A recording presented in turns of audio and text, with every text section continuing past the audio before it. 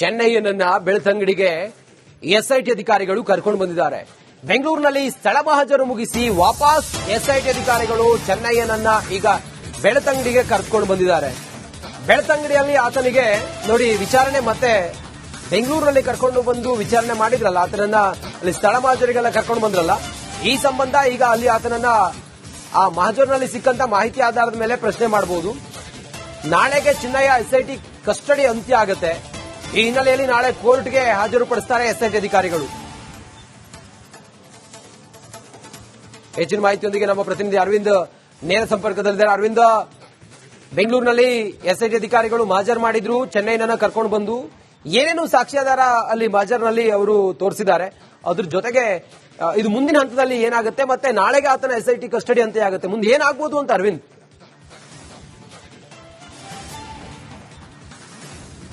S Ranjit, ಖಂಡಿತವಾಗ್ಲೂ ಕೂಡ ಬೆಳ್ತಂಗಡಿಯಿಂದ ಈ ಒಂದು ಚೆನ್ನೈನನ್ನ ಅಂದ್ರೆ ಮಾಸ್ಕ್ ಮ್ಯಾನ್ ಚೆನ್ನೈ ಏನಿರ್ತಾನೆ ಆತನನ್ನ ಬೆಂಗಳೂರಿಗೆ ಕರ್ಕೊಂಡು ಬರ್ತಾರೆ. ಬೆಂಗಳೂರು ಕರೆದುಕೊಂಡು ಬಂದು ವಿದ್ಯಾನಿರಣ್ಯಪುರದಲ್ಲಿರುವಂತಹ ಒಂದು ಸರ್ವಿಸ್ ಅಪಾರ್ಟ್ಮೆಂಟ್ಗೆ ಕರೆತಂದು ಅಲ್ಲಿ ಮಹಜರ್ ಪ್ರಕ್ರಿಯೆಯನ್ನು ಮಾಡುವಂತಹ ಕೆಲಸವನ್ನು ಮಾಡ್ತಾರೆ. ಅಂದ್ರೆ ಮುಖ್ಯವಾಗಿ ಈ ಬುರ್ಡೆ ಗ್ಯಾಂಗ್ ಅಂತ ಏನ್ ಹೇಳ್ತೀವಿ, ಆ ಪೂರ್ತಿ ಗ್ಯಾಂಗ್ ಆ ಒಂದು ಸರ್ವಿಸ್ ಅಪಾರ್ಟ್ಮೆಂಟ್ ನಲ್ಲಿ ತಂಗಿತ್ತು. 4 ರಿಂದ 5 ತಿಂಗಳ ಹಿಂದೆ ಅಲ್ಲಿ ಬಂದಿದ್ರು ಅನ್ನುವಂತಹ ಹಿನ್ನೆಲೆಯಲ್ಲಿ ಮಾಹಿತಿ ಬಂದಿರುತ್ತೆ. ಆ ಒಂದು ಮಾಹಿತಿ ಆಧಾರದ ಬಳಿಕ ಅಲ್ಲಿ ಹೋಗಿ ಲೆಡ್ಜರ್ ಜೊತೆಗೆ ಸಿಸಿಟಿವಿಗಳ ಪರಿಶೀಲನೆ ಮಾಡುವಂತ ಕೆಲಸವನ್ನು ಮಾಡ್ತಾರೆ. ಆ ಬಳಿಕ ಅಲ್ಲಿದ್ದಂತಹ ಸಿಬ್ಬಂದಿಗಳನ್ನ ಕೇಳುವಂತ ಕೆಲಸವನ್ನು ಕೂಡ ಮಾಡ್ತಾರೆ. ಆ ಹಂತದಲ್ಲಿ ಕೆಲವು ಮಾಹಿತಿ ಆಧಾರದ ಬಳಿಕ ಸುಮಾರು ಅಂದ್ರೆ ನಿನ್ನೆ ತಡರಾತ್ರಿಯಿಂದಲೇ ಈ ಒಂದು ಕಾರ್ಯಾಚರಣೆ ನಡೆದಿರುತ್ತೆ. ಆ ಸ್ಪಾಟ್ ಮಹಜರ್ ಅಂತ ಏನ್ ಹೇಳ್ತೀವಿ ಅದನ್ನ ಮಾಡುವಂತ ಕೆಲಸವನ್ನು ಮಾಡಿರ್ತಾರೆ. ಆ ಬಳಿಕ ಅಂದ್ರೆ ಈ ಒಂದು ಸರ್ವಿಸ್ ಅಪಾರ್ಟ್ಮೆಂಟ್ ಆದ ಬಳಿಕ ಜಯಂತ್ ಅವರು ಜೊತೆಗೆ ಈ ಎಲ್ಲಾ ಗ್ಯಾಂಗ್ ಸೇರಿ ಒಂದು ಸಭೆಯನ್ನ ವಿದ್ಯಾರಣ್ಯಪುರದ ಒಂದು ಸರ್ವಿಸ್ ಅಪಾರ್ಟ್ಮೆಂಟ್ ನಲ್ಲಿ ಮಾಡಿರ್ತಾರೆ. ಆ ಸಭೆಯ ಬಳಿಕ ಇವರು ದೆಹಲಿಗೆ ಆ ಒಂದು ಬುರುಡೆಯನ್ನು ತೆಗೆದುಕೊಂಡು ಹೋಗುವಂತ ಕೆಲಸ ಮಾಡಿರ್ತಾರೆ. ಅಂದ್ರೆ ಕಾರಿನ ಮುಖಾಂತರ ಜಯಂತ್ ಅದನ್ನ ತೆಗೆದುಕೊಂಡು ಹೋಗಿರ್ತಾರೆ. ಬಳಿಕ ಇನ್ನುಳಿದವರು ಕೂಡ ಆ ದೆಹಲಿಗೆ ಹೋಗುವಂತದ್ದು ಅಂದ್ರೆ ವಿಮಾನದ ಮೂಲಕ ಹೋಗಿರ್ತಾರೆ. ಇದೆಲ್ಲವೂ ಆದ ಬಳಿಕ ಈಗಾಗಲೇ ಕೇಸ್ ಕೂಡ ತಿರುವನ್ನು ಪಡೆದುಕೊಂಡಿರುವಂತದ್ದು.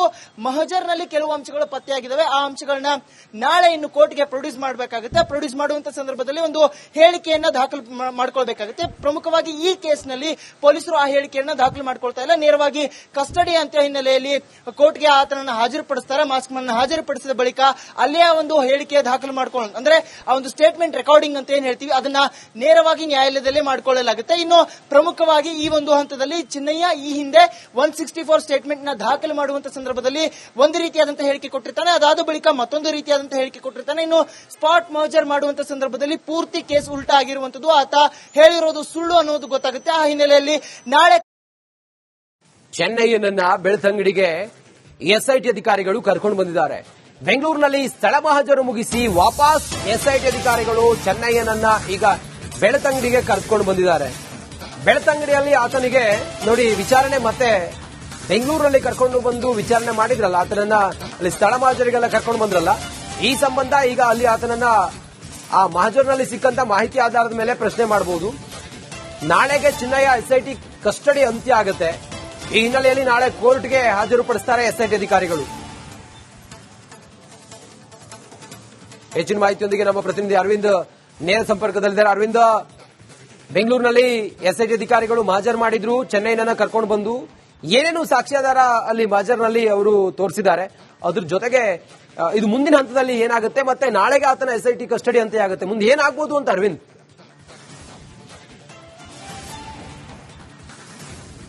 ಎಸ್ ರಂಜಿತ್, ಖಂಡಿತವಾಗ್ಲೂ ಕೂಡ ಬೆಳ್ತಂಗಡಿಯಿಂದ ಈ ಒಂದು ಚೆನ್ನೈನನ್ನ ಅಂದ್ರೆ ಮಾಸ್ಕ್ ಮ್ಯಾನ್ ಚೆನ್ನೈ ಏನಿರ್ತಾನೆ ಆತನನ್ನ ಬೆಂಗಳೂರಿಗೆ ಕರ್ಕೊಂಡು ಬರ್ತಾರೆ. ಬೆಂಗಳೂರು ಕರೆದುಕೊಂಡು ಬಂದು ವಿದ್ಯಾನಿರಣ್ಯಪುರದಲ್ಲಿರುವಂತಹ ಒಂದು ಸರ್ವಿಸ್ ಅಪಾರ್ಟ್ಮೆಂಟ್ಗೆ ಕರೆತಂದು ಅಲ್ಲಿ ಮಹಜರ್ ಪ್ರಕ್ರಿಯೆಯನ್ನು ಮಾಡುವಂತಹ ಕೆಲಸವನ್ನು ಮಾಡ್ತಾರೆ. ಅಂದ್ರೆ ಮುಖ್ಯವಾಗಿ ಈ ಬುರ್ಡೆ ಗ್ಯಾಂಗ್ ಅಂತ ಏನ್ ಹೇಳ್ತೀವಿ, ಆ ಪೂರ್ತಿ ಗ್ಯಾಂಗ್ ಆ ಒಂದು ಸರ್ವಿಸ್ ಅಪಾರ್ಟ್ಮೆಂಟ್ ನಲ್ಲಿ ತಂಗಿತ್ತು. 4 ರಿಂದ 5 ತಿಂಗಳ ಹಿಂದೆ ಅಲ್ಲಿ ಬಂದಿದ್ರು ಅನ್ನುವಂತಹ ಹಿನ್ನೆಲೆಯಲ್ಲಿ ಮಾಹಿತಿ ಬಂದಿರುತ್ತೆ. ಆ ಒಂದು ಮಾಹಿತಿ ಆಧಾರದ ಬಳಿಕ ಅಲ್ಲಿ ಹೋಗಿ ಲೆಡ್ಜರ್ ಜೊತೆಗೆ ಸಿಸಿಟಿವಿಗಳ ಪರಿಶೀಲನೆ ಮಾಡುವಂತ ಕೆಲಸವನ್ನು ಮಾಡ್ತಾರೆ. ಆ ಬಳಿಕ ಅಲ್ಲಿದ್ದಂತಹ ಸಿಬ್ಬಂದಿಗಳನ್ನ ಕೇಳುವಂತ ಕೆಲಸವನ್ನು ಕೂಡ ಮಾಡ್ತಾರೆ. ಆ ಹಂತದಲ್ಲಿ ಕೆಲವು ಮಾಹಿತಿ ಆಧಾರದ ಬಳಿಕ ಸುಮಾರು ಅಂದ್ರೆ ನಿನ್ನೆ ತಡರಾತ್ರಿಯಿಂದಲೇ ಈ ಒಂದು ಕಾರ್ಯಾಚರಣೆ ನಡೆದಿರುತ್ತೆ. ಆ ಸ್ಪಾಟ್ ಮಹಜರ್ ಅಂತ ಏನ್ ಹೇಳ್ತೀವಿ ಅದನ್ನ ಮಾಡುವಂತ ಕೆಲಸವನ್ನು ಮಾಡಿರ್ತಾರೆ. ಆ ಬಳಿಕ ಅಂದ್ರೆ ಈ ಒಂದು ಸರ್ವಿಸ್ ಅಪಾರ್ಟ್ಮೆಂಟ್ ಆದ ಬಳಿಕ ಜಯಂತ್ ಅವರು ಜೊತೆಗೆ ಈ ಎಲ್ಲಾ ಗ್ಯಾಂಗ್ ಸೇರಿ ಒಂದು ಸಭೆಯನ್ನ ವಿದ್ಯಾರಣ್ಯಪುರದ ಒಂದು ಸರ್ವಿಸ್ ಅಪಾರ್ಟ್ಮೆಂಟ್ ನಲ್ಲಿ ಮಾಡಿರ್ತಾರೆ. ಆ ಸಭೆಯ ಬಳಿಕ ಇವರು ದೆಹಲಿಗೆ ಆ ಒಂದು ಬುರುಡೆಯನ್ನು ತೆಗೆದುಕೊಂಡು ಹೋಗುವಂತ ಕೆಲಸ ಮಾಡಿರ್ತಾರೆ. ಅಂದ್ರೆ ಕಾರಿನ ಮುಖಾಂತರ ಜಯಂತ್ ಅದನ್ನ ತೆಗೆದುಕೊಂಡು ಹೋಗಿರ್ತಾರೆ. ಬಳಿಕ ಇನ್ನುಳಿದವರು ಕೂಡ ದೆಹಲಿಗೆ ಹೋಗುವಂತದ್ದು ಅಂದ್ರೆ ವಿಮಾನದ ಮೂಲಕ ಹೋಗಿರ್ತಾರೆ. ಇದೆಲ್ಲವೂ ಆದ ಬಳಿಕ ಈಗಾಗಲೇ ಕೇಸ್ ಕೂಡ ತೀರ್ವನ್ನು ಪಡೆದುಕೊಂಡಿರುವಂತದ್ದು. ಮಹಜರ್ನಲ್ಲಿ ಕೆಲವು ಅಂಶಗಳು ಪತ್ತೆಯಾಗಿದ್ದಾವೆ. ಆ ಅಂಶಗಳನ್ನ ನಾಳೆ ಇನ್ನು ಕೋರ್ಟ್ಗೆ ಪ್ರೊಡ್ಯೂಸ್ ಮಾಡಬೇಕಾಗುತ್ತೆ. ಪ್ರೊಡ್ಯೂಸ್ ಮಾಡುವಂತ ಸಂದರ್ಭದಲ್ಲಿ ಒಂದು ಹೇಳಿಕೆಯನ್ನ ದಾಖಲು ಮಾಡ್ಕೊಳ್ಬೇಕಾಗುತ್ತೆ. ಪ್ರಮುಖವಾಗಿ ಈ ಕೇಸ್ನಲ್ಲಿ ಪೊಲೀಸರು ಆ ಹೇಳಿಕೆಯನ್ನ ದಾಖಲು ಮಾಡ್ಕೊಳ್ತಾ ಇಲ್ಲ. ನೇರವಾಗಿ ಕಸ್ಟಡಿ ಅಂತ ಹಿನ್ನೆಲೆಯಲ್ಲಿ ಕೋರ್ಟ್ಗೆ ಆತನನ್ನು ಹಾಜರುಪಡಿಸ್ತಾರೆ. ಮಾಸ್ಕ್ ಮ್ಯಾನ್ ಹಾಜರುಪಡಿಸಿದ ಬಳಿಕ ಅಲ್ಲೇ ಒಂದು ಹೇಳಿಕೆ ದಾಖಲು ಮಾಡ್ಕೊಳ್ಳೋಣ, ಅಂದ್ರೆ ಆ ಒಂದು ಸ್ಟೇಟ್ಮೆಂಟ್ ರೆಕಾರ್ಡಿಂಗ್ ಅಂತ ಏನ್ ಹೇಳ್ತೀವಿ ಅದನ್ನ ನೇರವಾಗಿ ನ್ಯಾಯಾಲಯದಲ್ಲಿ ಮಾಡಿಕೊಳ್ಳಲಾಗುತ್ತೆ. ಇನ್ನು ಪ್ರಮುಖವಾಗಿ ಈ ಒಂದು ಹಂತದಲ್ಲಿ ಚಿನ್ನಯ್ಯ ಈ ಹಿಂದೆ 164 ಸ್ಟೇಟ್ಮೆಂಟ್ ನ ದಾಖಲು ಮಾಡುವಂತ ಸಂದರ್ಭದಲ್ಲಿ ಒಂದು ರೀತಿಯಾದಂತಹ ಹೇಳಿಕೆ ಕೊಟ್ಟಿರ್ತಾನೆ. ಅದಾದ ಬಳಿಕ ಮತ್ತೊಂದು ರೀತಿಯಾದಂತಹ ಹೇಳಿಕೆ ಕೊಟ್ಟಿರ್ತಾನೆ. ಇನ್ನು ಸ್ಪಾಟ್ ಮರ್ಜರ್ ಮಾಡುವಂತ ಸಂದರ್ಭದಲ್ಲಿ ಪೂರ್ತಿ ಕೇಸ್ ಉಲ್ಟಾ ಆಗಿರುವಂತದ್ದು, ಆತ ಹೇಳಿರೋದು ಸುಳ್ಳು ಅನ್ನೋದು ಗೊತ್ತಾಗುತ್ತೆ. ಆ ಹಿನ್ನೆಲೆಯಲ್ಲಿ ನಾಳೆ ಚೆನ್ನೈಯನ್ನ ಬೆಳ್ತಂಗಡಿಗೆ ಎಸ್ಐಟಿ ಅಧಿಕಾರಿಗಳು ಕರ್ಕೊಂಡು ಬಂದಿದ್ದಾರೆ. ಬೆಂಗಳೂರಿನಲ್ಲಿ ಸ್ಥಳ ಮಹಜರು ಮುಗಿಸಿ ವಾಪಸ್ ಎಸ್ಐಟಿ ಅಧಿಕಾರಿಗಳು ಚೆನ್ನಯ್ಯನನ್ನ ಈಗ ಬೆಳ್ತಂಗಡಿಗೆ ಕರೆದುಕೊಂಡು ಬಂದಿದ್ದಾರೆ. ಬೆಳ್ತಂಗಡಿಯಲ್ಲಿ ಆತನಿಗೆ ನೋಡಿ ವಿಚಾರಣೆ ಮತ್ತೆ ಬೆಂಗಳೂರಿನಲ್ಲಿ ಕರ್ಕೊಂಡು ಬಂದು ವಿಚಾರಣೆ ಮಾಡಿದ್ರಲ್ಲ, ಆತನನ್ನ ಅಲ್ಲಿ ಸ್ಥಳ ಮಹಜರಿಗೆಲ್ಲ ಕರ್ಕೊಂಡು ಬಂದ್ರಲ್ಲ, ಈ ಸಂಬಂಧ ಈಗ ಅಲ್ಲಿ ಆತನನ್ನ ಆ ಮಹಜರಿನಲ್ಲಿ ಸಿಕ್ಕಂತ ಮಾಹಿತಿ ಆಧಾರದ ಮೇಲೆ ಪ್ರಶ್ನೆ ಮಾಡಬಹುದು. ನಾಳೆಗೆ ಚಿನ್ನಯ್ಯ ಎಸ್ಐಟಿ ಕಸ್ಟಡಿ ಅಂತ್ಯ ಆಗುತ್ತೆ. ಈ ಹಿನ್ನೆಲೆಯಲ್ಲಿ ನಾಳೆ ಕೋರ್ಟ್ಗೆ ಹಾಜರುಪಡಿಸುತ್ತಾರೆ ಎಸ್ಐಟಿ ಅಧಿಕಾರಿಗಳು. ಹೆಚ್ಚಿನ ಮಾಹಿತಿಯೊಂದಿಗೆ ನಮ್ಮ ಪ್ರತಿನಿಧಿ ಅರವಿಂದ್ ನೇರ ಸಂಪರ್ಕದಲ್ಲಿದ್ದಾರೆ. ಅರವಿಂದ್, ಬೆಂಗಳೂರಿನಲ್ಲಿ ಎಸ್ಐಟಿ ಅಧಿಕಾರಿಗಳು ಮಹಜರ್ ಮಾಡಿದ್ರು, ಚೆನ್ನೈನನ್ನ ಕರ್ಕೊಂಡು ಬಂದು ಏನೇನು ಸಾಕ್ಷ್ಯಾಧಾರ ಅಲ್ಲಿ ಮಹಜರ್ನಲ್ಲಿ ಅವರು ತೋರಿಸಿದ್ದಾರೆ, ಅದ್ರ ಜೊತೆಗೆ ಇದು ಮುಂದಿನ ಹಂತದಲ್ಲಿ ಏನಾಗುತ್ತೆ, ಮತ್ತೆ ನಾಳೆಗೆ ಆತನ ಎಸ್ಐಟಿ ಕಸ್ಟಡಿ ಅಂತ್ಯ ಆಗುತ್ತೆ, ಮುಂದೆ ಏನಾಗಬಹುದು ಅಂತ ಅರವಿಂದ್?